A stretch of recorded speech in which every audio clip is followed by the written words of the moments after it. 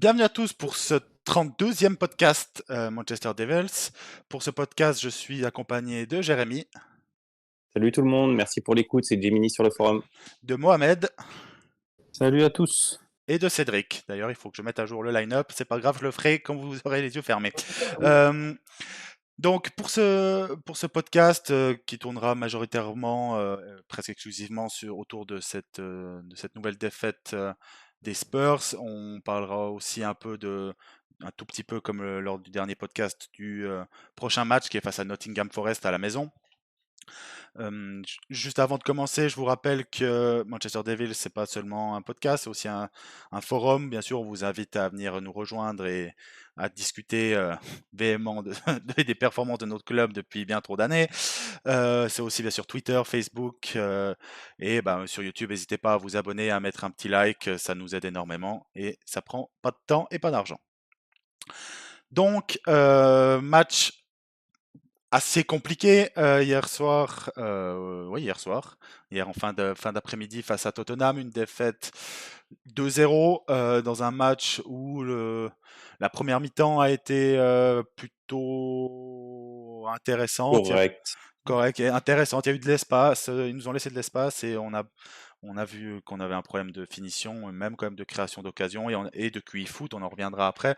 Donc dans ce match, on a quand même tiré 22 fois, ce qui est encourageant par rapport au match de Wolverhampton. Par contre, on a de nouveau subi 17 tirs, 6 cadrés chacun. Tottenham avait la possession, 56%. Ça fait donc, sur les deux premiers matchs, si on prend en cumulé, on n'a pas la possession. Si on cumule les deux premiers matchs, alors que le football de Ten Hag, à la base, c'est un football de possession. De nouveau, 8 fautes à 9. Après tout le reste, c'est un match qui est assez équilibré. On a fait énormément de hors-jeu parce qu'on réfléchit pas quand on joue au foot. Et au final, on se fait avoir sur un but de Pape Matar Sarr et sur un contre son camp un peu clownesque de Lisandro Martinez. Même si je pense que si la dévie pas, elle a l'air quand même d'aller dedans. Donc, non, en fait non, parce que sinon il l'aurait pas attribué à Lisandro Martinez. Donc non, en fait, elle a l'air d'être dehors, mais même l'action en général, c'est Lisandro Martinez qui est sur la photo de famille, mais Je crois que ça s'appelle faire une Maguire dans si ça avait été le monde Maguire qui a fait cette professionnel. erreur, Twitter aurait été en feu. Donc voilà un peu pour les informations du match. On pourrait aussi parler d'un penalty qui a été oublié complètement par la VAR. On Yamin, va en parler. Jérémy en parlera sûrement. Donc à ce moment-là, j'interviendrai parce que j'ai pas du tout aimé les mots de notre capitaine à la fin, parce que j'ai pas du tout entendu la même chose quand Onana a décidé de jouer à Mohamed Ali face à Wolverhampton. Donc on verra ça. Donc voilà, une nouvelle désillusion dans ce match-là. Donc je vais plutôt commencer par vous lancer, demander votre avis, est-ce que vous avez ressenti. On va aller dans l'ordre de l'écran, donc Jérémy. Allez, je me lance. Alors, ce match, en fait, il y a eu deux matchs dans le match, clairement. Il y a eu un match en première mi-temps, enfin encore première mi-temps, c'est large parce que je pense que ça s'arrêtait à la 40e. Et il y a eu la seconde mi-temps qui est donc un désastre, hein, on a coulé. La première mi-temps, pour commencer un peu sur le positif, bon pressing. C'était très intéressant. On a mis un bon pressing d'entrée, j'ai trouvé. On a été capable de presser intelligemment. Donc, en fait, ça sentait un peu le tactique, un peu le travailler. C'est ce qui fait d'ailleurs que je pense qu'on a récupéré pas mal de ballons, de second ballons, et d'où viennent les occasions en première mi-temps. Parce qu'on s'en est créé pas mal. Je crois d'ailleurs que si j'ai vu passer la stat, je crois qu'on a fait le record en première mi-temps depuis 2008. Un Oui, du match nombre de contre tirs. Everton. Ouais. Nombre de tirs, oui, exactement. Je crois que Nombre de tirs faits en première mi-temps depuis 2008. Donc 2008, ça remonte, hein, parce que c'est une époque où c'était même avant Van Persie, avant des moments où on tournait quand même correctement en Il y attaque. avait encore Ronaldo. Il y avait encore Ronaldo. Purée, ouais. Puis c'est quand même une année où on sait qu'on a particulièrement performé, donc notamment de manière offensive. Donc tu te dis quand même, cette partie-là du coup était assez encourageante. Elle était à la fois encourageante et à la fois criarde de vérité sur des choses qui ont été dites et redites dans ce podcast et que tu peux lire un peu partout du moment que tu suis le club. C'est que par contre, on a un problème de finition, on a un problème d'attaquant. Parce que honnêtement, la tête de Rashford, la tête de Fernandez, alors Rashford il était peut-être hors jeu à revoir, mais Fernandez Je pense qu'il l'était était pas. hors jeu, ouais. Fernandez, c'est Voilà. sûr que non, mais Rashford Fernandez, était hors il jeu. n'était pas. Non, un vrai neuf, c'est un neuf normalement qui aurait dû se retrouver à cet endroit-là et pas ni Fernandez ni Rashford qui est tout sauf un neuf. Après, il y a aussi pas de chance, on fait un poteau. pas cool. Donc des occasions, on en a eu et ça se joue finalement à pas grand-chose que ça parce que si tu rentres à la mi-temps avec un 3-0, c'est-à-dire les deux têtes, enfin 2-0 parce que c'est un jeu, la tête et le poteau, à ce moment-là, t'es pas volé. Tu te dis pas on est en train de voler le match. Tu te dis il y a des petits problèmes techniques parce que là on a la défense qui était quand même très fébrile. Et ça, c'était un peu plus gênant. D'ailleurs, on a aussi un double poteau où on pourrait aussi rentrer à la mi-temps à 2-2. C'est pas, enfin, 2-2. Moins 2-1 parce que le double poteau, c'est la même action. Donc, on va dire au moins 2-1, ce serait possible aussi. Donc, tu te dis cette mi-temps, jusqu'à 40e, ça va. Et d'ailleurs, j'ai trouvé que le point de pivot, c'est le poteau. Je sais pas ce qui se passe dans la tête des joueurs. Je sais pas si c'est un déclic du côté de Tottenham ou si c'est un problème chez nous. À partir de l'action où on se prend ce double poteau, tout change. Tout change. Je crois que c'est à 42e, un truc comme ça, le double poteau, tout change. On commence à amorcer la deuxième mi-temps, en fait, ce qu'on a vu en deuxième mi-temps. Et là, catastrophe. On n'est plus capable de presser. On n'arrive pas à jouer correctement vers l'avant. En défense, on a une fébrilité qui est incroyable et qui est désastreuse. Le placement de Shaw est inexistant. Il n'existe pas, son placement. Il est tout sauf là où il doit être. Wan-Bissaka, il n'y a rien à dire de particulier. Il n'a pas été horrible, mais il n'a pas été capable de se montrer. Donc, il est noyé dans le reste. Correct. Quoi. Et on a, pour terminer, comme ça je passe la parole, et on a notre... je ne parlerai pas de l'attaque. Je vais pas encore tirer une Ouais, flèche. ils sont pas venus, donc. Voilà, mais du coup, on a le notre milieu aussi, où ce sentiment où on a Casemiro lourd, on en avait déjà parlé, ça s'est encore ressenti. Mason Mount, même si ça n'a peut-être pas été le pire, comme Wan-Bissaka, il sort pas trop du lot finalement, il n'arrive pas à se montrer. Alors après, peut-être que il n'est pas aidé aussi autour de lui, c'est pas forcément une critique personnelle.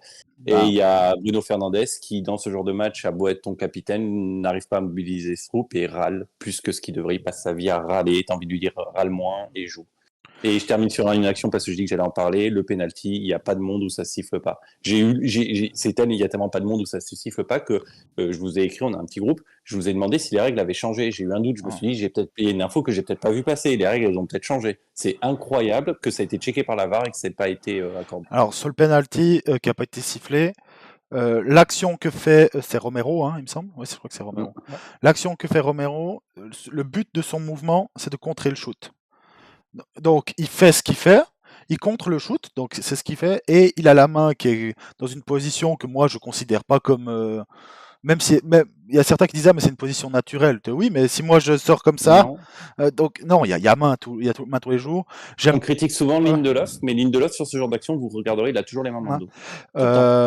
Ouais, mais tu as traduit des fois un manque d'agressivité aussi. Mais même si Lindelof, on va pas trop en parler, il a été bon sur le premier match et je pourrais peut-être jouer un peu plus prochain. Mais juste sur le penalty, un point que j'ai pas aimé, c'est que Bruno Fernandes, en conférence de presse d'après-match, ton capitaine, il dit « Je prends mes responsabilités sur le raté », il parlait de sa tête, mais j'espère que l'arbitre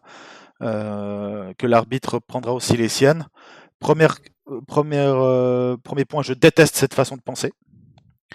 T'es le capitaine, tu dois pas parler comme ça. Et deuxièmement, j'ai un prof de français qui m'a toujours appris, quand dans une phrase il y a « mais », la première partie avant, tu la fous à la poubelle.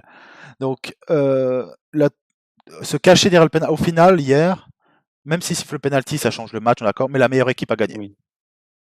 Oui. Sur l'ensemble des 90 minutes, la meilleure équipe a gagné. Oui.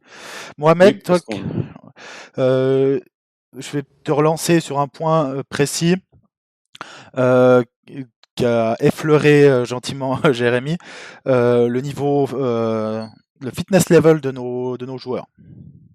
Est-ce que toi, c'est quelque chose qui t'inquiète après 2 matchs où on s'est fait bouffer en intensité? C'est alarmant.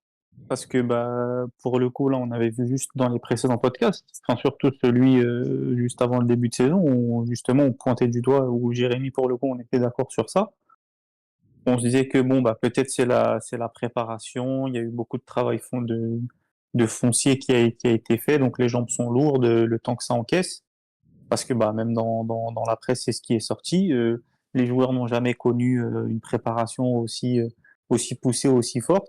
Pour juste appuyer ce que tu dis, compléter, Roy Keane a fait la même déclaration, c'est demandé si les entraînements étaient trop intensifs. Il a déclaré à la télé hier.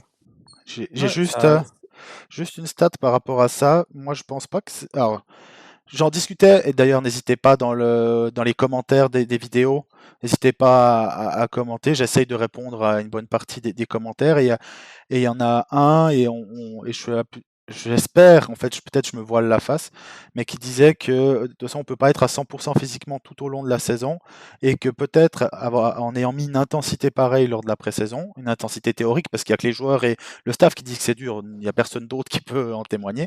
Ouais, ouais. Peut-être qu'on a calculé notre pic de forme beaucoup plus tard dans la saison, comme un cycliste qui, même s'ils ont le même premier mois, en fonction de l'intensité de préparation, en fonction de l'intensité, ils prévoient leur pic pour plus tard. Peut-être que je me voile la face, je sais pas, Mohamed, est-ce que tu penses que c'est ça ou pas? Ou est-ce que Bah, même si c'est ça, je suis pas sûr que ce soit un bon calcul quand même, mais. on est en première ligue en fait, on n'est plus du coup en Eredivisie, le championnat des Pays-Bas où je sais pas dire routiner au début, mais en première ligue, le dernier il te rentre dedans comme le premier. Mhm. C'est peut-être un mauvais calcul. J'espère que c'est pas ça et qu'on fait fausse route et c'est juste les joueurs qui sont pas encore la tête à l'endroit. Mais en tout cas, ça, c'est inquiétant parce que justement, enfin, Ten Hag essaye de mettre en place un jeu assez énergivore. Si en deuxième mi-temps, comme on l'a vu hier, les batteries sont à plat, la saison va être longue, hein. Totalement, totalement. Cédric, toi, ton point de vue sur ce match face aux Spurs? Je trouve qu'il y a eu des choses positives dans la première demi-heure, c'est le pressing, le contre-pressing. On voyait que c'était très structuré, très travaillé. C'est le genre de choses dont on aurait été incapable il y a un an. C'est intéressant parce que ça permet de créer des occasions en faisant commettre des erreurs, hein. On profite de fautes provoquées un peu. Euh, c'est très énergique, mais par contre, j'ai l'impression que si on garde le ballon plus de 6, 7, 8 secondes, ah bah ça y est, c'est foutu, on n'aura plus d'occasion. On n'est pas capable d'être créatif autrement que comme ça.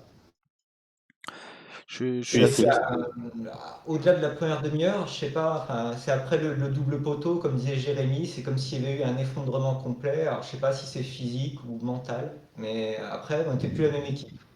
Je suis assez d'accord sur ce point. Et c'est un point que je questionne assez souvent sur le forum. Si vous venez, vous verrez que moi, je suis plutôt vu comme l'alarmiste de manière générale pour chaque sujet. Et moi, quand je vois l'attitude de certains joueurs dès qu'il y a quelque chose qui ne va pas dans le match, et ça ne date pas de Ten Hag, hein, c'est surtout même les joueurs qui étaient avant Ten Hag et certains même avant Solskjaer, où regardez le body language, pour moi le pire, et c'est. Alors je sais que pour certains, non, moi j'ai pire que ça encore. Pour moi, celui qui symbolise le plus la défaite et la lose dans notre équipe, il y en a beaucoup qui parlaient de Rea, mais pour moi c'est Luke Shaw. Luke Shaw, t'as l'impression, même quand il joue, même quand il n'y a rien qui se passe, t'as l'impression qu'il a la terre sur ses épaules. Et dès qu'il y a quelque chose qui se passe contre lui, c'est contre l'équipe. Mais là, comme tu dis, Cédric, c'est juste un double poteau. On n'a même pas encaissé, on n'a pas pris un carton rouge, c'est pas un penalty. justement, faut le voir de l'autre sens. Et oui, Faut mais le voir en mode, on putain, les gars, sombre, on une stresse. petite piqûre de rappel, là. Mais nous, Ouais, c'est alerte. on stresse énormément, et peut-être que ce point-là, ça montre aussi que on n'a toujours aucune maîtrise dans cette équipe. Alors, du coup, je reviens sur la petite stat. L'année dernière, on a fini sur les 9 premiers qui ont fini en première ligue à l'extérieur. On a fait 8 défaites et je sais plus si c'est une victoire ou un match nul. On redémarre parce que Tottenham est considéré top Ouais. 9. On imagine mal Tottenham hors du top 9. Mais comme on Bah, on les redémarre sur une défaite. ce qui est dingue, c'est que et comme on les imagine pas du tout dans le top 5, toi. Bah, après le match d'hier, en tout cas, s'ils y sont pas, on n'y est pas, hein. Ah Franchement, moi, je non, pense que ça va être une petite surprise, Tottenham, cette année. ouais, on verra. On verra sur le long terme. On leur souhaite le meilleur. Non, je rigole. Les deux équipes les plus imprévisibles, c'est Tottenham-Chelsea cette année. Il y a eu tellement de Ouais. mouvements dans l'effectif que tu Chelsea peux est pas. en train de perdre contre West Ham, là, à l'heure actuelle. Impossible de se dire ce qui va se passer. Ouais. Ça peut être le pire comme le meilleur.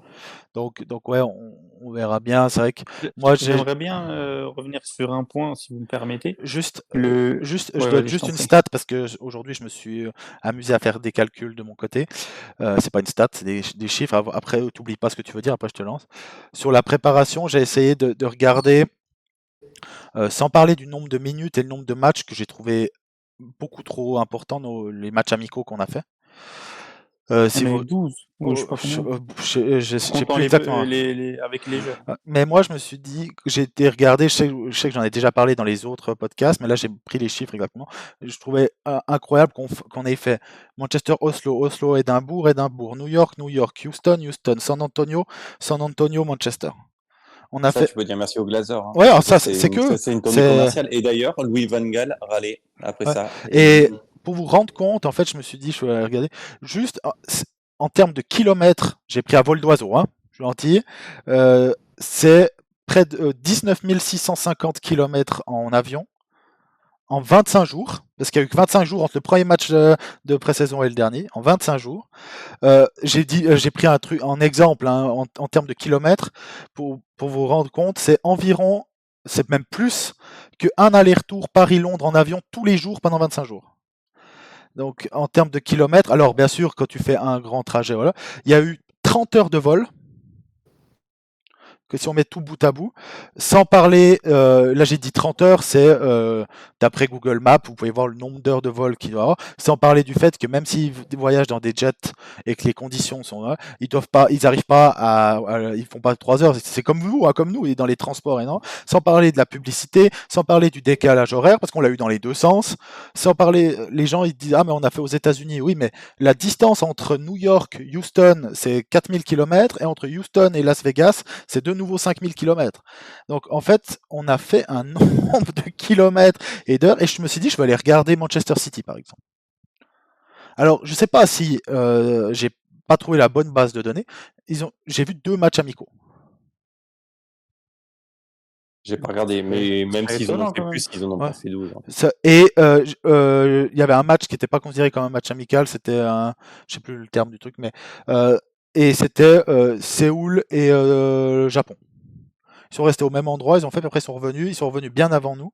Donc quand tu fais ça, quand tu fais autant de temps en transport en 25 jours de préparation, et puis comme je dis, c'est sans parler qu'il y a eu même s'il les a diminués, il y a eu des sessions de pub et tout, on les a tous vus, hein. Ouais. Sans parler de ça. Après, Il a raccourci ça de les gars, 2 à 3, de 3 à 2 jours. après, les gars, il faut pas oublier, on compare avec City, mais City n'a pas besoin d'argent publicitaire. Ils en ont uniquement comptablement, mais ils n'en ont pas besoin. Nous, Oui. on en a besoin. Alors, juste avant, après on va clôturer le sujet, mais Manchester United, en théorie, devrait être un club de foot. Sauf que toutes nos décisions sont prises sur des bases financières. Et c'est pour ça que, tu sais quoi, si tu vas aller faire ta tournée aux États-Unis, tu vas faire la tournée des États-Unis, tu nous enlèves Oslo-Édimbourg. Et, Bah oui. on fait 2 matchs en moins, même 3 matchs en moins. On n'a pas besoin de faire le double match de suite, là où on a fait jouer les remplaçants et titulaires. Et tu t'en fous. Là, j'ai pas compté Wrexham dans les matchs, hein, parce que c'était que l'équipe C. En Et plus, attends, je rebondis sur Édimbourg, là, le jour où on joue contre Lens et on joue après contre l'Athletic Bilbao. C'est pas la même équipe, mais tu as quand même Mejbri et Sancho qui sont impliqués sur les 2 matchs. Hein. ouais. Et au final, je dis, tu sais de quoi, tu me coupes ça, tu me fais tes 4 matchs, tu fais 4 matchs en Amérique du Nord, et tu reviens 2 semaines avant. Et voilà, et puis c'est réglé. Mais bref, pour moi, c'est peut-être une explication sur si on a eu des entraînements qui étaient beaucoup plus durs physiquement que les autres années d'après les joueurs qui étaient là les années d'avant, mixé à un planning de transport qui est hallucinant, je pense que peut-être il y a un point à chercher là. Mohamed, tu voulais redire un point avant que je te Ouais, par rapport au match d'hier, pour moi, vraiment, là où. Enfin, il y a 2 choses qui m'ont choqué, mais la plus grande, et ça fait partie aussi. Enfin, c'est une en deux et deux en une en même temps. Le penalty, il est grotesque. Mm. Ça, Jérémy a assez appuyé là-dessus. Il y a penalty. Penalty, 100 fois, 1000 fois. T'as même pas besoin de la VAR pour moi pour voir que c'est péno 10 fois. Totalement. La réaction des joueurs après que l'arbitre Mais, a pointé le poteau de corner, on dirait c'était. Enfin, rien, on dirait c'était. Il n'y a pas de réaction en fait. J'ai vu 0 réaction. Donc là c'est une injustice. L'être humain lambda qui vit une injustice, normalement il se rebelle ou en tout cas il. Après, je sais pas, est-ce que les 3 cartons jaunes qu'avait dégainé Michael Oliver, c'était avant ou après? Je me rappelle Non, plus c'est là, après. de la C'est après chronologie. c'est Ouais, donc après ça n'a même les pas cartons d'impact. jaunes. En fait, Non, il n'y a pas d'impact. j'allais leur trouver une excuse dans le sens où Non, parce qu'il est peut-être que tôt, les penalty, cartons hein, les a. on doit être aux moitié de la première période, hein, même pas, un peu avant. Il Ça intervient tôt, m'a. ce penalty. Hein. Franchement, ça m'a vraiment. Ouais, C'est pour ça je que suis quand j'ai mis d'accord. en fait. dans la conversation, on me demandait si les règles avaient changé, parce que je vous l'ai même écrit, je vous dis, mais personne bouge, Ouais. personne dit rien. Donc je me suis dit, c'est pas possible. Parce Et que ça va. Harlequin a assez appuyé là-dessus. On est une équipe où il n'y a pas de. Enfin, je sais pas, on a du Casemiro, on a du Bruno qui râle à foison, on a du Rashford, même si bon, c'est pas le gars qui râle le plus, mais l'arbitre, il devrait aller le voir. Je sais pas, j'ai vu zéro réaction et bah, ça fait partie de ce qu'on dit depuis tout à l'heure. En fait, peut-être que mentalement, cette équipe, j'ai l'impression qu'en fait, dès le penalty, on a baissé les bras. Tu rajoutes à ça le, Double euh, poteau. le poteau, le double poteau, plus derrière le poteau d'Anthony qui va justement sur le poteau, la frappe d'Anthony qui va sur le poteau. En gros, j'ai l'impression qu'ils ont baissé les bras, bah, tout est contre nous ce soir, allez, on s'en fout. oui, mais J'ai c'est vraiment je, l'impression qu'on a une je suis assez équipe de princesses ou quand ça va pas dans leur sens. Parce que même tout à l'heure, vous l'avez dit, ouais, on a joué une 30 mi-temps dans le minutes, match. Enfin, les gars, 35 minutes quoi. c'était aussi le cas souvent la saison dernière. Hein. Et si tu regardes, c'est ce qu'il faisait. Alors il y a, je regarde très souvent Mark Goldbridge sur The United Stand Ouais, sur le j'ai vu channel. aussi hier. Et il dit assez souvent, il dit, mais avec ces joueurs-là, ceux qu'on a depuis de longues années, on va revivre un match comme Liverpool ou comme ça, parce que dès qu'il y a un seul truc, ils posent les outils et ils disent non, ils arrêtent. Et c'est un drame. Dès qu'il y a un seul couac sur le plan, bah, t'as l'impression que Bah, c'est la fin. Déjà, il lâche le plan. Et ça, il y a Ah oui, plusieurs coachs les uns derrière les autres ils t'ont dit, combien t'ont dit Rangnick, Rangnick le disait, Ten Hag l'a Ten Hag dit, le disait, même Solskjaer, Solskjaer l'a déjà dit, il te disait, ouais, bon, on a fait un Mourinho. temps, passé 20 minutes, le plan, jeté à l'eau. Ouais, donc on verra, mais j'ai juste deux, trois petits trucs avant de passer au top et au flop assez rapidement. Le premier, c'est que en attendant le match de Luton Town, alors c'est des stats sur 2 matchs, donc voilà, on a subi 20 tirs par 90 minutes. C'est énorme. Il n'y a que Bournemouth qui fait pire avec 20,50. Donc, on a plus subi de tirs que Burnley qui a joué City, que Tottenham, que les Wolves, que tous les autres, en fait, hein, c'est simple. À l'extrême, Manchester City, qu'on doit viser comme. Faut que je change quelque chose, je crois, sur ma vitre parce qu'on me voit bientôt plus. Mais City, qu'on cite en exemple, ils ont une moyenne sur 90 minutes sur les 2 premiers matchs de 6,50. Ils ont joué Newcastle, hein, qui venait d'en mettre 5 à Aston Villa. Hein. Bref. Donc ça, c'est le premier point, c'est que on est une équipe qui subit son trop de tirs et ça vient pas de la défense. Hein. Ça vient pas de la défense. Ça vient vraiment faut que je réglisse ça juste après de vous passer. Ça vient vraiment du milieu de terrain qui se fait complètement rouler dessus, de l'animation totale. Moi j'ai un point que je voulais remonter, qu'on a déjà parlé allègrement, donc on va pas faire long, mais quand je vois notre équipe, il y a un seul truc qui, pour moi, qui est flagrant, qui nous manque, c'est qu'on a des bons joueurs, mais il n'y a aucun QI foot. Aucun. C'est-à-dire que si on prend Rashford, je regarde Jérémy, mais Rashford c'est un bon joueur, mais pas de QI foot. Bruno, il a quelque chose dans les pieds, c'est un bon joueur, pas de QI foot.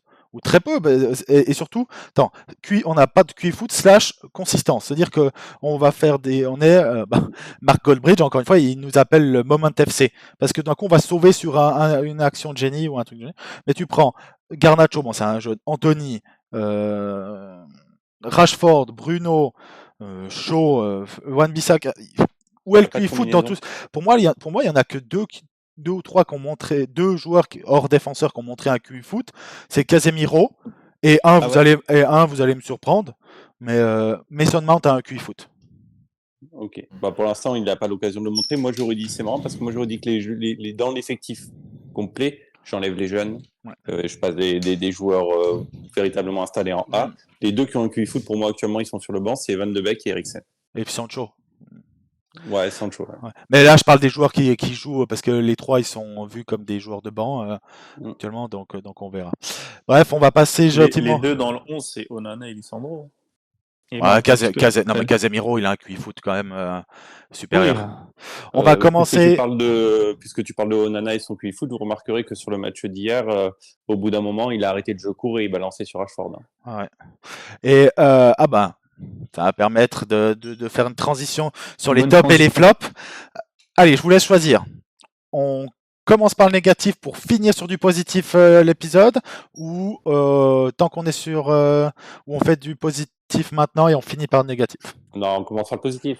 Ok, on commence par le positif. Donc, quand j'ai demandé, Mohamed m'a mis rien du tout, donc je vais le laisser réfléchir un petit peu. Jérémy et Cédric, vous aviez le même, qui est Onana. Oui, Onana, je trouve qu'il apporte quelque chose de différent de ce qu'on avait avant. Si on avait eu David De Gea, on aurait quand même perdu hier, hein. Mais on voit que ouais, c'est vraiment une autre façon de jouer gardien. Et qu'il est très proactif, hein, il subit pas. Il y a des petits moments où il m'a quand même un peu inquiété aussi, il a pris des risques. Bon, le plus, c'est que on voit que on investit dans quelqu'un qui change quelque chose dans la manière. Sinon, il n'y a personne que j'ai trouvé absolument brillant, ni même bon ou moyen. Jérémy, si tu veux rajouter un point sur Onana? Je suis d'accord sur Onana, il apporte du sang-froid. C'est le sang-froid, je pense, vraiment le terme. C'est-à-dire qu'il a l'avantage de ne pas s'affoler, que ça soit au pied, à la main, même sur ses sorties, qu'elles soient bonnes ou mauvaises, mais elles ne sont pas affolées, les sorties. Et tandis que De Gea, tu avais de temps en temps des petits sentiments d'affolement qui faisaient très, très, très peur. Vraiment. Donc ça, j'avoue que c'est de Ouais, il l'inquiétude. était fébrile derrière. Là, il C'est est ça. serein, Onana. Là, honnêtement, Ça peut avoir l'effet inverse, mais en tout cas, il est serein. c'est ça. Onana, pour l'instant, on avait tellement dit que ses sorties, que ses arrêts entre guillemets réflexes seraient moins bons que ceux de De Gea. Je suis pas. Ah non, je suis assez agréablement surpris, ça va. Je m'attendais à pire. Ses arrêts réflexes généralement sont bons. Où il est pas bon, c'est qu'il a une mauvaise technique de plongeon et il va souvent te les repousser devant. En fait, il est même excellent sur les shoots très près de lui parce que c'est un athlète. Il y a très peu de gardiens qui ont son niveau athlétique. Et par contre, si tu vas regarder, il y a des compilation énorme sur des shoots qui paraissent simples, qui bloquent pas, qui te les mettent de côté. Il nous l'a déjà fait le premier match, il nous l'a fait, mais pour le moment ça coûte rien. Il bloquait pas beaucoup non plus. Hein. C'est ce que moi si vous regardez sur le forum, j'ai toujours reproché, c'est qu'il avait toujours une tendance à repousser. Et en plus avant il repoussait dans l'axe. Après là, au bout de quelques années, il a réussi à repousser sur le côté, mais au début c'était pire, c'était dans l'axe. Mais du coup, Onana, et sur les plongeons, ça s'est vu hier, il a fait un plongeon rapoteau alors que le ballon sort d'1 mètre. C'était surprenant, mais pourquoi pas, peut-être qu'il avait besoin d'assurer, je sais pas, selon l'angle de vue. Mais voilà, mon top reste Onana, c'est on va dire que du 11 type hier, remplaçant inclus même, je dis 11 type remplaçant inclus, c'est le joueur qui m'a paru le plus solide et à peu près au niveau attendu quand tu le prends. Voilà, pour le top, je peux que compléter Cédric. C'est exactement la raison pour laquelle je ne l'ai pas mis en top sur ta dernière phrase. Il était au niveau attendu en fait. Ouais. Après, Onana, ça reste moi, j'étais pas le plus. Comment dire, j'étais pas du tout contre sa venue, j'étais contre sa venue vu les circonstances économiques. Pas contre le gardien, mais contre le fait de mettre 60 millions sur un gardien. Et si on regarde les 2 premiers matchs, c'est exactement ce que j'aime avoir raison, mais c'est exactement ce que j'ai dit, c'est que même s'il a un jeu au pied qui est top 2 au monde ou pas loin avec Ederson, en fait, on voit que si on avait eu De Gea sur les 2 premiers matchs, on aurait fait les mêmes résultats. Et où je veux en venir. Le sang-froid en fait. Oui, tu parles sang-froid, mais tu gagnes pas en construction. Complètement. Non, mais complètement. Non, mais ce que je dis pas que De Gea aurait fait mieux qu'Onana et que Onana est pas un meilleur gardien aujourd'hui que De Gea. Je dis pas ça du tout. C'est juste que on voit que même Onana, avec sa qualité de jeu, c'est un joueur dans des buts. En fait, c'était pas le gardien qui nous empêchait de jouer au foot l'année passée déjà. La relance de derrière, c'est un point important, mais même l'année passée, quand on avait la balle au milieu de terrain, quand ton gardien n'est pas censé retoucher la balle, même là, on construisait rien du tout. Et c'est ce qu'on voit sur les 2 premiers matchs, où on a des schémas de relance, où tu vois, tu as parlé de Luke Shaw, son placement, en fait, je ne sais pas s'il est pire quand on a le ballon ou quand on n'a pas le ballon. Il est pire sur le repli. Ah ouais, sur le repli. Heureusement qu'il accélère pas vite, mais il court vite. Donc heureusement. Wan-Bissaka, on est les premiers à dire qu'il fait 2 bons premiers matchs, mais ça reste Wan-Bissaka quand tu lui donnes la balle dans les pieds. C'est limité, ouais. Voilà. Et Casemiro, il est tout seul au milieu, que les autres s'en foutent. Et les 2 ailiers, ils jouent beaucoup trop haut, ou de toute façon c'est unidimensionnel. Donc il suffit que Lisandro fait un match comme il a fait hier, et voilà. Et la première relance, elle est déjà coupée. Et Varane, je le trouve, même si pour moi c'est le meilleur joueur sur les 2 premiers matchs.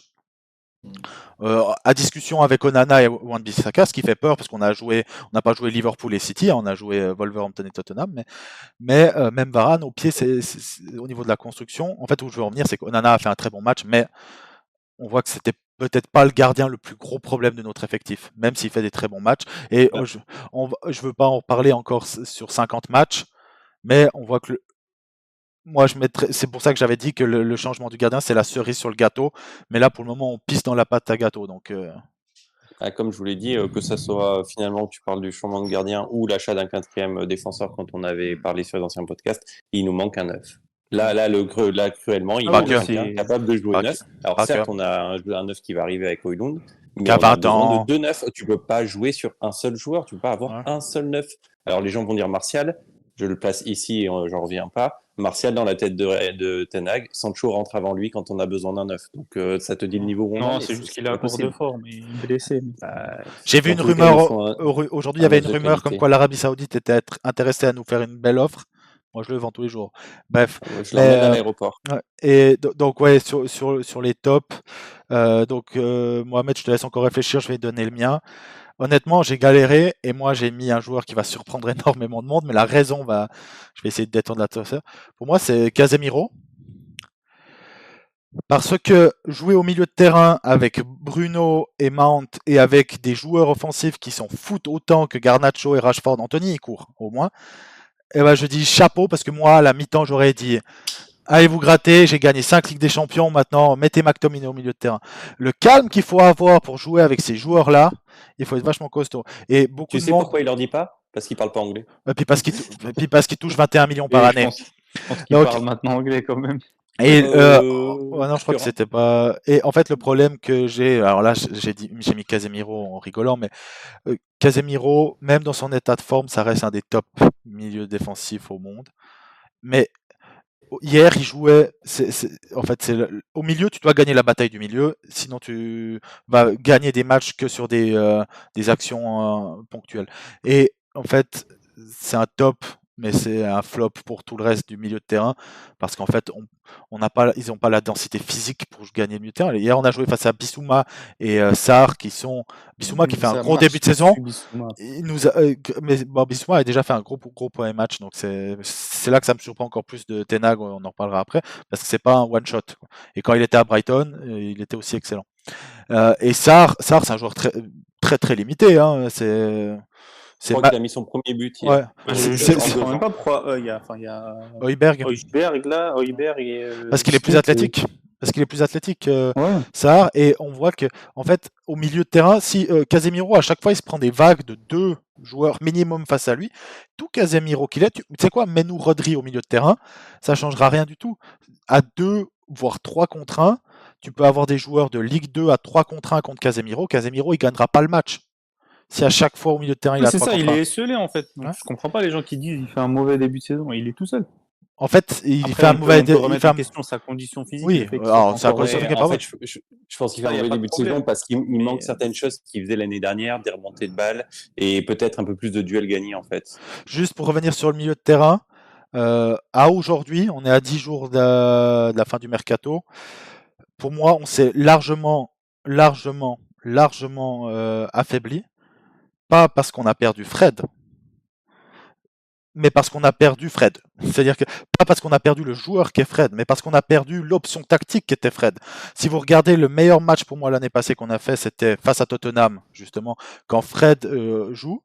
En fait, c'est une autre option tactique. Là, c'est-à-dire que on regarde le banc, la seule option tactique qu'on a différente de 2-10 et Casemiro, c'est faire rentrer McTominay.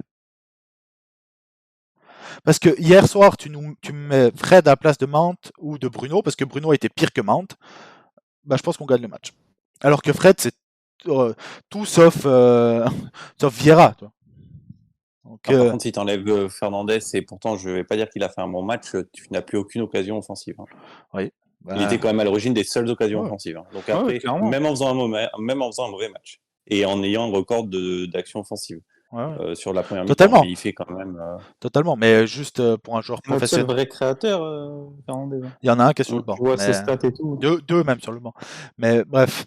Donc voilà pourquoi j'ai mis Casemiro. Est-ce que tu as un top ou tu veux qu'on passe au flop? Non, tu peux passer au On, flop. on va passer au flop. Donc, je vais commencer avec Jérémy Martinez, ton chouchou de Ouais, l'année j'ai mis passée. Martinez, ça me fait mal parce que bah, vous savez, pour moi, c'est le joueur de la saison l'année dernière. C'est le joueur aussi qui avait été correct en pré-saison, donc ça, par contre, ça fait mal. Alors maintenant, faut réfléchir. Est-ce que c'est parce que finalement, en pré-saison, tu as moins d'intensité et que bah, il revient de blessure et que finalement, ben, t'es pas encore à 100% de ta forme? Pourquoi pas, ça s'entend. Est-ce que c'est parce qu'il n'arrive pas à gérer la fébrilité des joueurs autour de lui? Ça peut s'entendre aussi. Du coup, peut-être qu'il se sent dans le devoir de surcompenser un peu, et je vais appeler ça le syndrome Casemiro. Les jaunes et rouges de Casemiro l'année dernière, c'est quand il avait besoin de monter 2 fois plus au charbon parce que à côté ça allait pas au charbon et du coup bah, il prenait des fautes stupides. Alors est-ce que ça vient de là? Mais là, j'avoue que Martinez, compliqué. Hein. Le jeune du premier match, il sort à la mi-temps parce que sinon tu te dis il finit pas le match. Là, il redémarre sur la même fébrilité. Sur Alors, goal. premier but, pas de sa faute, il dévie le centre et ça fait but. Ça, il peut pas Oh, grand-chose. sur le but, Deuxième but, juste sur le deuxième but, but, c'est un contre son camp. sur, C'est but, dur, hein. sur le but, regardez qui c'est qui lâche leurs joueurs, c'est magnifique sur le goal. Bref, mais c'est pas les défenseurs. Mais oui, Martinez, début Ouais. de saison très compliqué. Et un des points moi qui me chagrine le plus, c'est que l'année passée, c'était le seul de nos défenseurs qui était capable de sortir le ballon. Oui. Bon, Et c'est aussi peut-être le parce seul qu'il qui était remplaçait capable notre de gardien sur ce point-là, donner la relève. et là, quand lui il est pas en forme, bah, on voit qu'en fait, même avec Onana qui est sûrement le meilleur relanceur avec Ederson, bah, on est obligé de balancer, quoi. Et Bah, on balance sur 3 joueurs qui sont incapables de gagner un duel déjà juste physique de base, mais dans les airs, on rêve. Garnacho, Anthony, Bruno, Mount, Rashford, bref. Voilà, donc autant d'incohérences tactiques. Donc c'est une transition parfaite pour le flop pour ton flop. de Mohamed, de Mohamed qui veut parler de Ten Hag. Oui. Pour le coup, pour moi, la défaite d'hier est à mettre quand même au crédit de notre cher coach. Pour plusieurs raisons, en fait.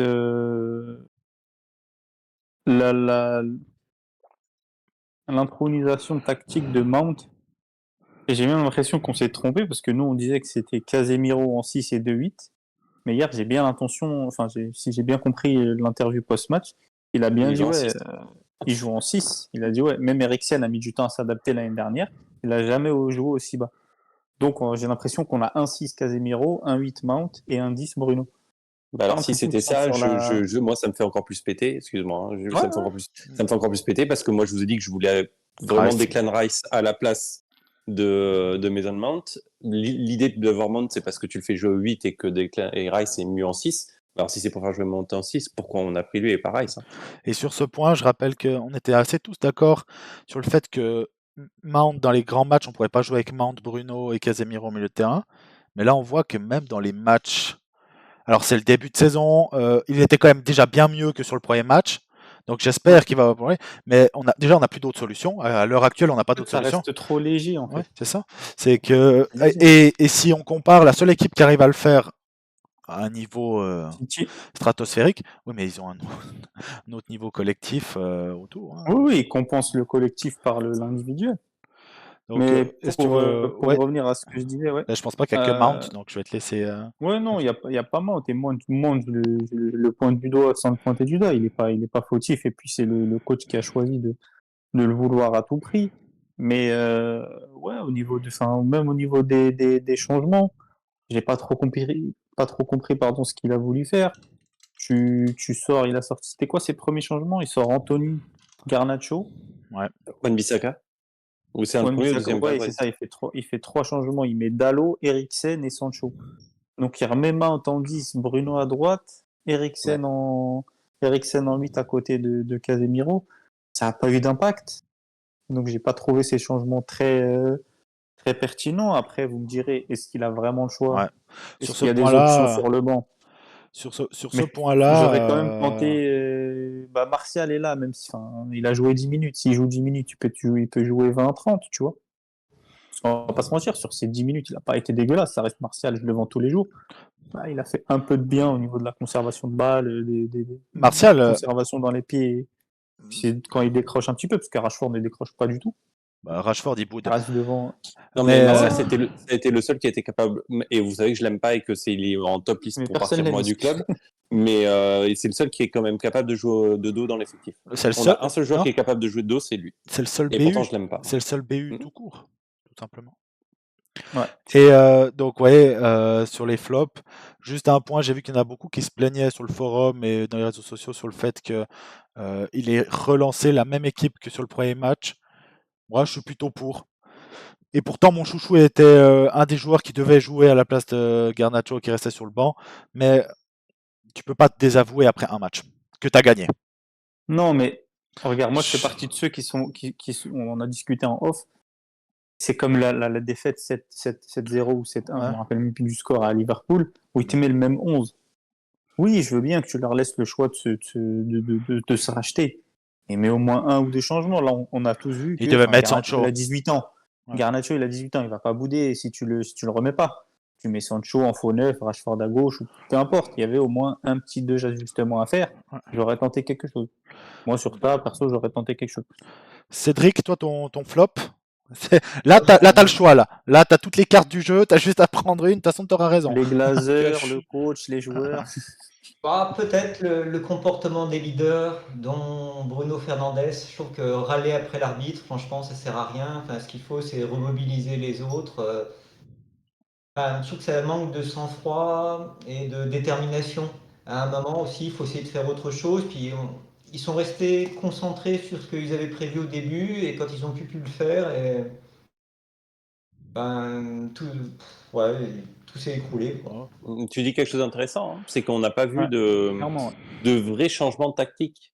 C'est-à-dire qu'en fait, Ten Hag, il a changé des joueurs, mais à un moment donné, quand ça marche pas et que tu arrives et que ça marche pas, on n'a pas vu de vrais changements tactiques. Alors, Sur ce point, des choses qui font peut-être péter Antoine, si tu dis par exemple un passage à 3 en défense, je sais que t'aimes pas ça, par exemple, mais c'est qu'un exemple, enfin, t'aimes pas ça selon qui est à gauche.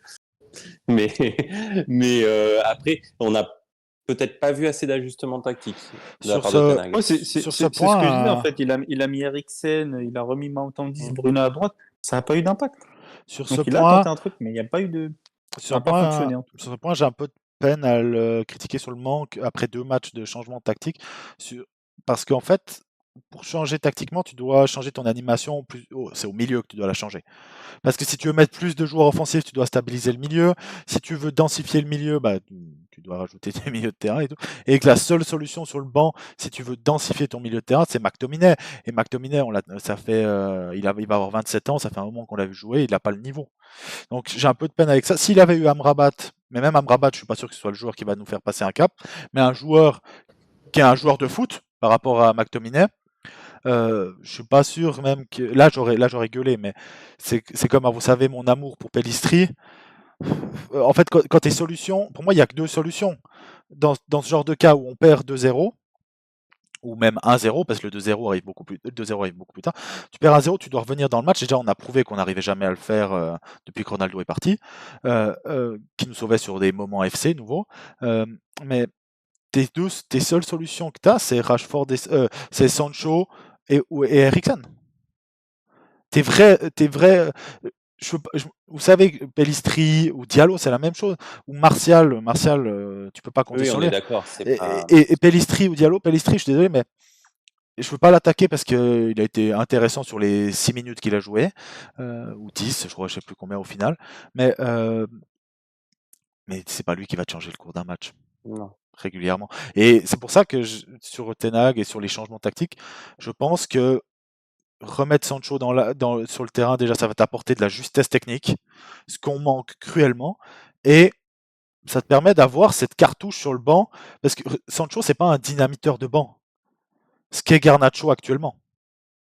Donc, ouais, je suis assez Mais moi, d'accord. je l'ai dit au dernier podcast, hein, je préfère Garnacho sur le banc pour l'instant, qui rentre en fin de match, que le voir démarrer titulaire. Et ça s'est Même vu si hier. hier, il a été moins dégueulasse. Enfin, il a même C'était été peut-être le meilleur des trois. que C'est le meilleur des trois. contre Wolves. Il a été moins dégueulasse parce qu'il a fait quelque chose de très bien, c'est qu'il n'a pas forcé son jeu. Par contre, il a des œillères. Par contre, il a des œillères. Ouais. Hein. Ah ouais, ça. Les trois devant. D'ailleurs, je vais aller assez vite sur mon flop à moi.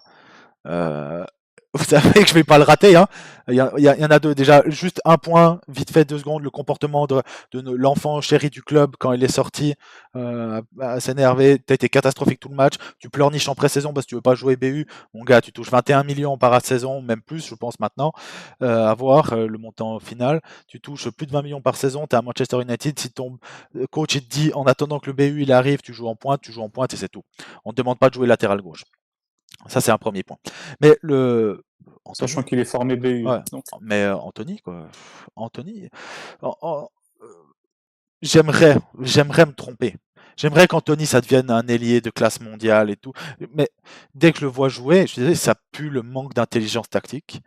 Et je sais plus je crois que je sais plus sur quelle émission j'écoutais, il parlait d'Anthony. Il disait, tu n'as aucun pied droit. Je pense il y a des joueurs nationaux qui sont gauchers, qui ont un meilleur pied droit que lui. Vraiment, c'est catastrophique. Quand tu n'as qu'un seul pied, il faut que ce pied soit exceptionnel. Et le pied d'Anthony, il n'est pas exceptionnel du tout. Le pied gauche, si je regarde quand il tire sur le poteau, on peut dire ah, c'est une belle action. T'as de l'espace. Le défenseur, tu l'as battu. Il ne reviendra pas. Tu es seul sur ton. L'angle est bien ouvert. L'angle est hyper ouvert. Tu es sur ton pied gauche, tu es sur ton bon pied. Et en plus, il fait un bon contrôle. Donc, je ne vais pas cracher ce truc. Il se met dans une situation où ça doit être goal. Ça doit être goal. Tu es seul face au. T'es seul, et il tire sur le poteau parce que. Comme je disais sur le forum, les seuls. C'est la seule frappe cadrée. Hein. Ouais. Le reste, ça va toujours et puis en haut. C'est pas considéré comme cadré en plus. Et au final, Anthony, mais les seuls gars unijambistes qui, à ce point, qui ont réussi, moi je disais, j'en vois qu'un seul. Et c'est Robben. Est-ce qu'il a joué chez nous? Non, c'est Robben. Non, il parle de Robben. Moi, j'ai Valencia. Oh les gars, il y a eu Beckham. Hein. Il y a Valencia aussi, il a fait une bonne carrière chez nous, Valencia. Oui, mais il avait 0 pied gauche, les gars. Ouais. Mais après, il débordait. Valencia, je l'ai vu mettre un but du pied gauche. Parce que Robben, toi, c'est un ailier droite qui rentre sur son pied gauche. Le parallèle est facile. Sauf que dès qu'il rentrait sur ton pied gauche, il y a tout le monde qui s'affolait parce que tu savais pas ce qu'il allait faire, mais tu savais qu'il y avait une bonne chance qu'il shoot. Alors que là, les défenseurs, ils comprennent. Bref, en fait, je ne veux pas m'éterniser parce que ça fait déjà 45 minutes qu'on y est. Sur ce débrief, mais c'est pas intelligent quoi. C'est pas intelligent. Et quand tu joues avec Garnacho qui est pas intelligent actuellement, parce que tu peux pas, il a 18 ans, encore heureux, parce que s'il avait le QI foot de Messi, voilà. Et Rashford. Je pense que Garnacho, c'est pas ce que lui demande le coach, parce que Garnacho, 2 fois le coach a déjà déclaré que il aimait beaucoup sa capacité à provoquer. Donc quand ton coach il dit ça dans les médias, c'est bien qu'il te demande d'aller au charbon pour provoquer. Et c'est bien que dans les autres ailiers, il n'y a pas ce style-là. Anthony, on l'a vendu comme un dribbleur. Sancho aussi. Il n'arrive pas à passer son vis-à-vis. Sancho, l'année passée, a réussi plus de dribbles qu'Anthony par match. Parce qu'ils n'ont pas les mêmes. Alors que Sancho, on a toute cette frustration quand on le voit, même si sur les minutes qu'il a cette année, il est intéressant. Mais aujourd'hui, on a besoin de balance dans cette équipe. Et quand je vois Bruno, Anthony, Rashford et Garnacho, je ne veux plus jamais les voir ensemble sur le terrain. Parce que c'est tous des joueurs du même. Tous des talents. Parce qu'Anthony, il a du talent. Je peux résumer ça. C'est tous des poulets sans tête, en fait. Il y a Adama, là, il doit faire un bond de 2 mètres. Ouais. En fait, si tu regardes le profil de nos joueurs, déjà en termes de profil d'ailier, parce qu'on va considérer Rashford c'est un ailier, c'est un Sancho, Garnacho, Anthony. On n'a que des joueurs qui jouent faux pied. Il n'y en a aucun qui déborde. Le seul qui déborde, c'est Pellistri. Mais tu l'as dit toi-même, tu ne peux pas compter sur un gars de cet âge-là et de ce niveau-là pour sauver ton attaque. On n'a aucun gars qui joue la tête levée. À un moment, j'ai une action qui m'a marqué hier. Anthony Rashford qui passe devant lui, il ne veut pas lui donner. Il rentre dans l'axe, il va s'empêtrer, et je ne sais pas, il l'a fait à qui derrière. Enfin, il y avait un boulevard. En fait, ouais, on a souligné le truc qui nous manque le plus. On n'a pas de créateur. On n'a que Bruno qui est tout seul. Et même Bruno, il a un pourcentage de passes ratées assez fort. Et pour une équipe, justement, que Ten Hag il a déclaré lui-même, il veut qu'on joue, il veut qu'on soit une équipe de transition, parce que ça fait partie de notre ADN. Il essaye de calquer là-dessus. Une équipe de transition, c'est plus intelligent offensivement, c'est moins de déchets, c'est plus cohérent, et voilà, c'est exactement ça. Il y a beaucoup moins de déchets. Parce que Bruno, on va vite clôturer là-dessus, mais Bruno, c'est notre meilleur créateur de très loin, mais des compiles d'actions qui tuent dans l'œuf parce que il bombarde, il fait un extérieur du pied sans réfléchir qui finit à 40 mètres du joueur. Je sais, moi, ça me fait encore rigoler quand je vois certains qui comparaient De Bruyne à Bruno Fernandes. Il joue pas Bruno Fernandes reste un bon joueur, hein, mais il joue pas le même sport, tout simplement. Bref, donc Anthony, pour moi, Ten Hag pour Mohamed, Jérémy c'était, j'oublie, Martinez. Martinez et Cédric. Cédric, Fernandez. exactement. Donc voilà, on a fait le tour de ce match un peu compliqué. On espère surtout que le prochain match face à Nottingham sera mieux. D'ailleurs, on va faire en quelques secondes pronostic face à Nottingham. Alors, moi, le pronostic, je tiens à dire que déjà sur le dernier match, j'avais presque bon parce que j'ai dit 1-1, je m'attendais à un but pour Manchester, donc un joueur de Manchester et un but de Tottenham. C'est ce qui s'est passé hier, mais pas dans les bonnes cages. Ouais, Donc, je me sauve comme ça, hein, comme je peux. t'auras pas un Je point de commence, rajouter. je commence les pronostics. Alors, on va quand même se rattraper. C'est à la maison, donc on va essayer de dire que la tendance où on ne perd pas la maison, elle est conservée.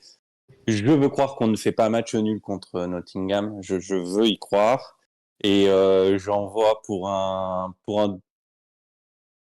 j'allais dire 2-0, mais j'ai le match d'hier qui ressort. Allez, 2-0.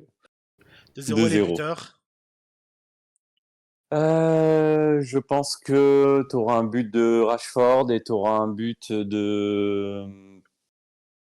d'un milieu Fernandez. Ok. Cédric. Bon, moi, je connais pas trop Nottingham. Bon, je vois qu'ils ont autant de points que nous, donc ils sont peut-être aussi forts. Bon, je dirais 1-0 pour nous, parce qu'on est à domicile, en espérant qu'on arrive à jouer un peu plus juste. C'est ça. Et le buteur. Oh, Fernandez sur coup de pied arrêté. Waouh. On va prendre du Coup de pied plaisir. arrêté. On va prendre du Ça plaisir là. promet. Et Mohamed. J'ai envie de dire 2-0 aussi parce que c'est à la maison et en espérant que Ten Hag va leur remettre la tête à l'endroit, mais je sens la masterclass Elanga. C'est Ah, écrit. Je- C'est écrit. Bien je- sûr que c'est écrit. Donc je vais t'as dire, raison, hein. Attention, donc les je vais anciens dire chez nous, 2-1. généralement, 2-1 et les Donc je buteurs vais pour dire raison. vous. 2-1. Les buteurs. 2-1, Elanga du coup, on va dire Ouais. Forest et chez nous, j'ai envie de dire Casemiro et allez, on va dire Garnacho en sortie de banc. Donc, ouais. Et pour moi, pour clôturer, 1-0, but de Mount. Comme ça, on enchaînera un troisième match où nos trois offensifs n'auront pas mis un goal. Et ils ne seront pas impliqués même sur le goal de Mount. Je vous annonce. Est-ce qu'il nous reste quelques minutes rapides? J'aimerais juste Quelques remettre un secondes. petit point sur Ten Hag. T'as 3 minutes max. On entame sa deuxième saison quand même au club chez nous, où il a eu un peu plus de facilité que les coachs précédents, je trouve. Il va peut-être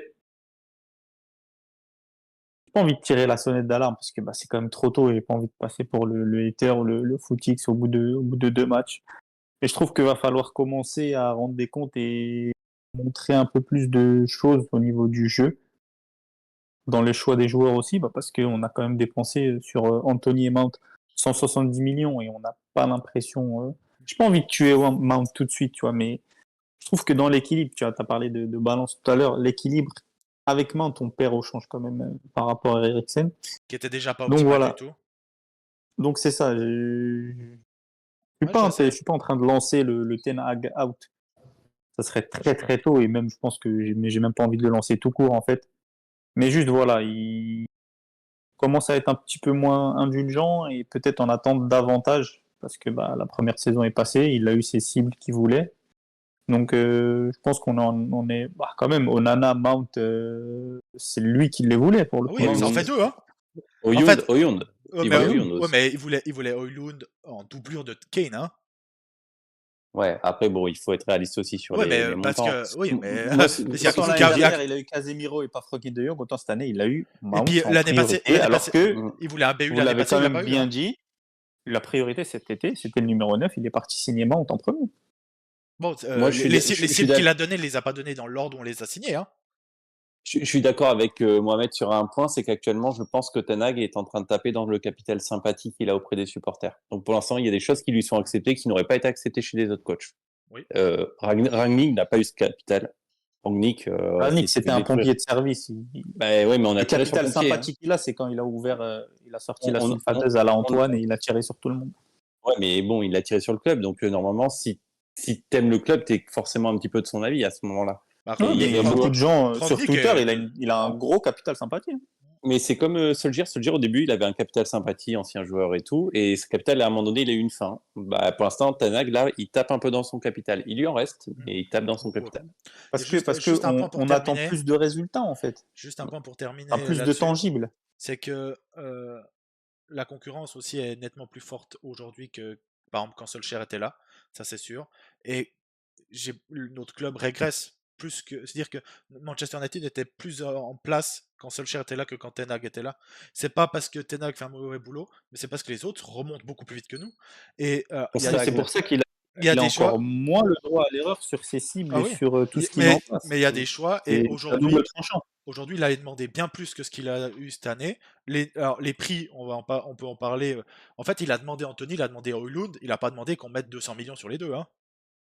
C'est Oui, des mais c'est très bien que Non? ça fait partie. C'est comme Oui. Maguire, quand Solskjaer le veut à tout prix. Ouais, mais Mourinho aussi le voulait. Si on s'en sort à 90 millions, tu as encore le price tag sur parce son que oreille ici comme une. au final, 9 des 10 joueurs qui étaient titulaires aujourd'hui étaient déjà là l'année passée. Tu peux pas changer une équipe quand tu gardes les mêmes joueurs. Il y a des joueurs, Rashford, Wan-Bissaka, Shaw, c'est un peu les derniers, hein, qui étaient déjà décevants sous Rangnick, décevants sous Solskjaer, qui nous faisaient les montagnes russes tout le temps. Tu peux pas les changer. C'était là pour Et Van Gaal, même. ouais, exactement. Ouais.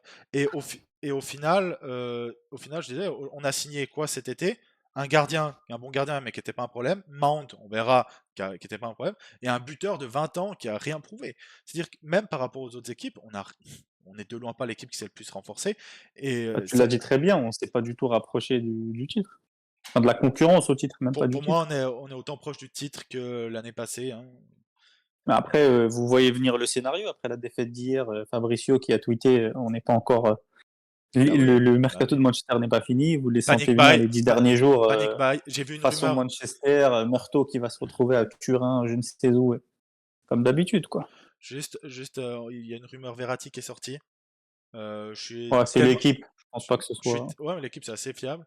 C'est d'où ça vient. Mmh. Je suis tellement dans le dur que Verratti, même si c'est un con, Perso, je le prends. je le prends tous les jours au milieu de terrain à côté de Casemiro. Mais bref, Je le prends tous les jours aussi. donc on va s'arrêter justement là-dessus. Donc on a fait un poil plus de temps que prévu. C'est une autre marque de fabrique. Comme Manchester United, on fait plus de temps que prévu pour être efficace. Tout prend trop longtemps. Voilà. Nous aussi, on est long à la négociation, c'est pour ça. Exactement, ouais. Donc merci les gars d'avoir participé à ce 32e podcast. Merci à toi. Je vous rappelle de nous suivre, que ce soit sur Twitter, Facebook, sur le forum.